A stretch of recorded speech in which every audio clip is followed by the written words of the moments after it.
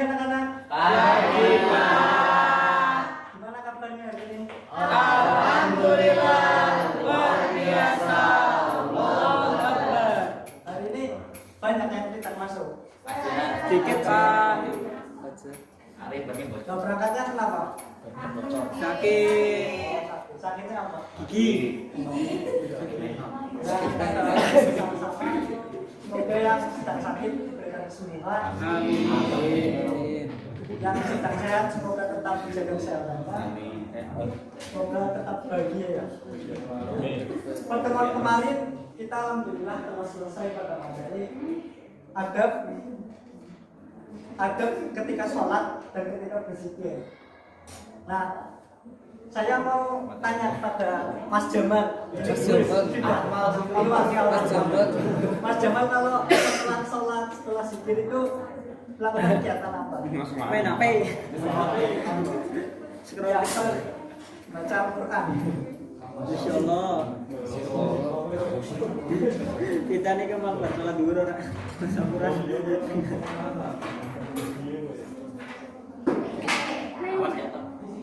Sebelum kita lanjut pada materi selanjutnya, kita perlu ketahui adab itu apa sih? Perilaku yang masuk. Adab dengan adat beda nggak? Bedanya apa? Beda bahasa, ada bahasa Arab, ada bahasa Indonesia. Ya mas. Adab ini kan lebih ke fleksibel, di mana Anda berada, tentu adabnya terkadang beda-beda. Jadi untuk lebih tidak saling mudah menyalahkan seperti itu. Kayak misalnya di Indonesia itu adabnya orang sholat itu pakai peci, kopiah hitam, tapi di Timur Tengah itu kan pakai putih. Jadi biar tidak saling menyalahkan saja. Kemudian dalam Al-Quran, di sini ada yang sudah paham Al-Quran itu apa sih?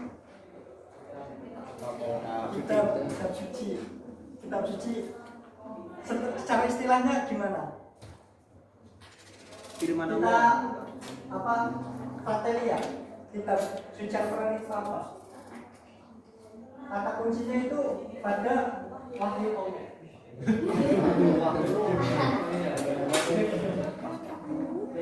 Kata kunci pertama itu wahyu Allah. Kemudian malaikat Jibril. Dan terakhir kata kunci terakhir Nabi Muhammad. Nah, di sini ada yang mau merangkai kata-kata tersebut, kata kunci tersebut. Ada Pak, saya. Monggo Pak. Firman dari Allah Subhanahu Wa Taala yang disampaikan melalui malaikat Jibril kepada Nabi Muhammad SAW. Ya. Disampaikan kepada umatnya Pak. Ya, betul sekali. Siapa?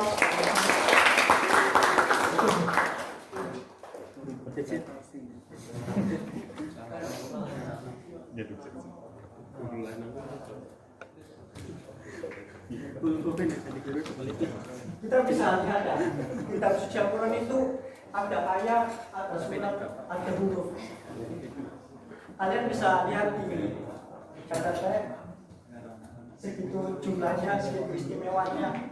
Kita bisa sebenarnya bukan hanya di situ keistimewaan Al-Quran, ada lebih banyak. Ada yang mau kasih contoh satu lagi.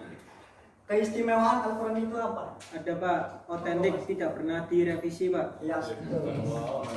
Karena dalam firman-Nya salah satu juga dulu pernah Allah sendiri menantang kaum jahiliyah membuat 10 syair yang menandingi Al-Quran. Ternyata kita bisa seperti itu.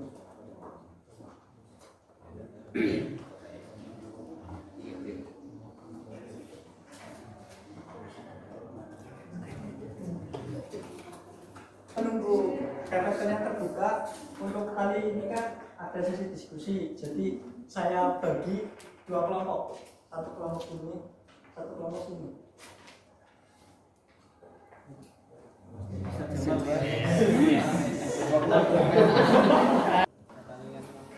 Ada membaca Al-Quran ya. Di sini saya mengambil hanya 7. Sebenarnya ada membaca Al-Quran itu banyak ya, tergantung menurut siapanya. Seperti itu.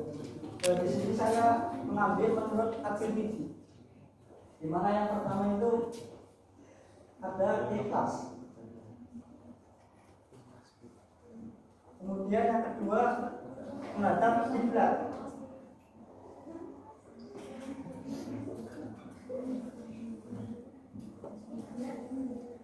Tiga dalam keadaan suci. Yang selanjutnya bisa sendiri.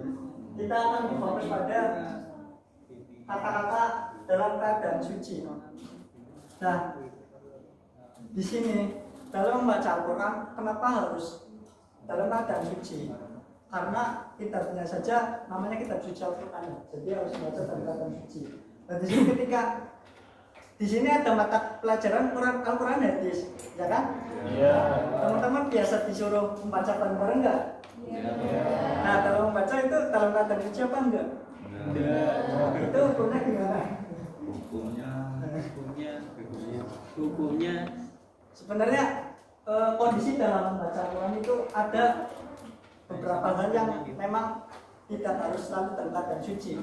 Tergantung kita niatnya apa. Kalau kita niatnya belajar, ya nggak apa-apa. Cuman lebih baiknya, alangkah baiknya kita dalam keadaan suci sehingga kita mendapatkan keutamaan membaca Al-Qurannya dan dapat ilmunya juga. Next.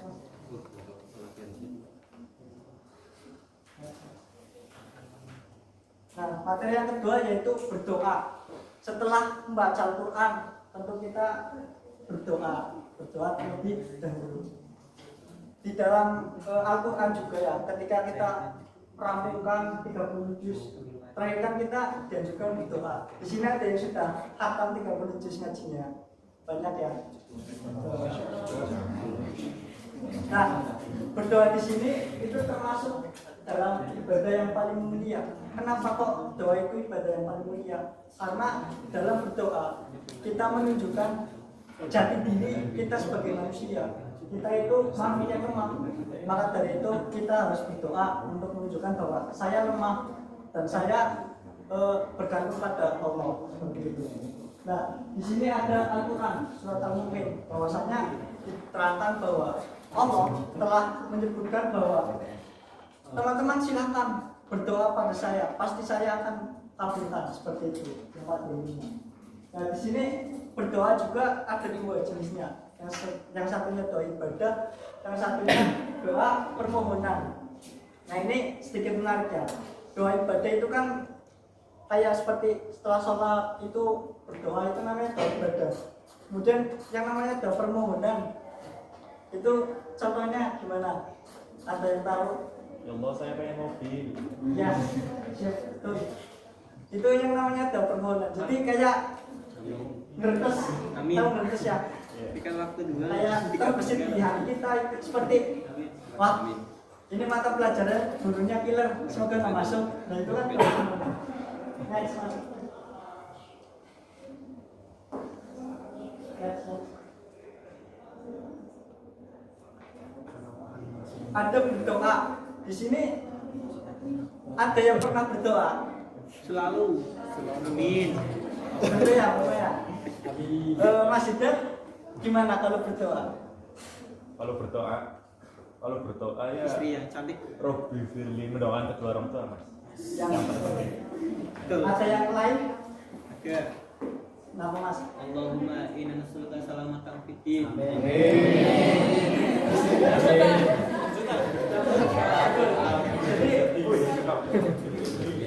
Jadi di sini kita lebih ke bagaimana kita ketika berdoa ya, dalam keadaan suci atau tidak, terus kita mintanya apa, doanya gimana. Nah, ini dalam doa yang kita perlu ucapkan sebelum kita pada intinya doa. Ini yang ada paling utama. Kita mengucapkan pertama Bismillah, kemudian Apa tuh? salawat. Setelah itu kita ucapkan hamdalah sebagai rasa syukur kita telah diberikan kehidupan. Setelah itu salawat pada Nabi. Kenapa kita ada salawat sih nama? Ada yang tahu kenapa? Nah, di sini kan kita kan manusia biasa, Iya. banyak dosanya. Nah, ini ketika kita mengucapkan sholawat, pastikan diterima. Nah, kita doa kenapa cepat dikabulkan? Faktornya ini jalan menuju apa? Iya. Ibarat sholawat itu kayak kereta ekspres seperti ini. Next. Wong jero. Orang dalam. Iya. Nah, sekarang waktunya diskusi ya. Iya, Mas. Diskusi. Di sini ada 2 permasalahan dan silakan masing-masing kelompok bisa didiskusikan. Nah, kelompok pertama permasalahannya ini. Mengapa dalam membaca Al-Quran dan berdoa itu harus memakai adab? Next. Kelompok kedua mendapat permasalahan. Adakah hubungannya antara membaca Al-Quran dengan berdoa? Jelaskan. Saya beri waktu 1 abad. Kita ketemu di Yaumil Masyar. Kalau ada yang sulit bisa ditanyakan ya.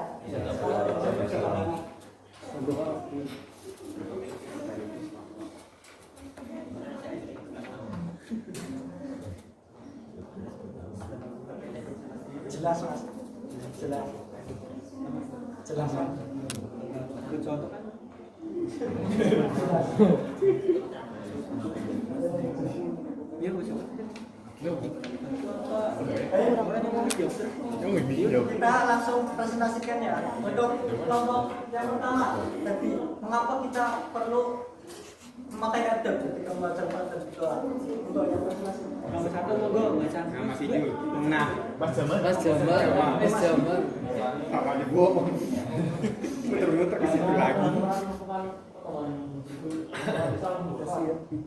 Mas Jamal pakai masker. Kelompok kedua.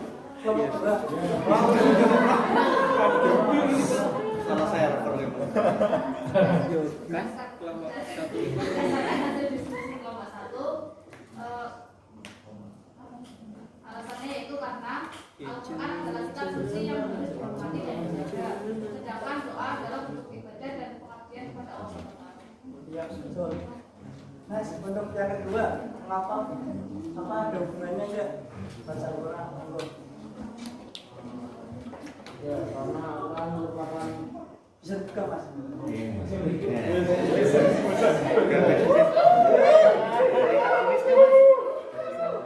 Terlalu tampan. seperti halnya berdoa kan perlu panduan dan cara supaya doa tersebut sampai dan terus dikabulkan Pak. Ya, betul. Next, mas. Sedikit menambahi ya dari jawaban-jawaban teman-teman tadi.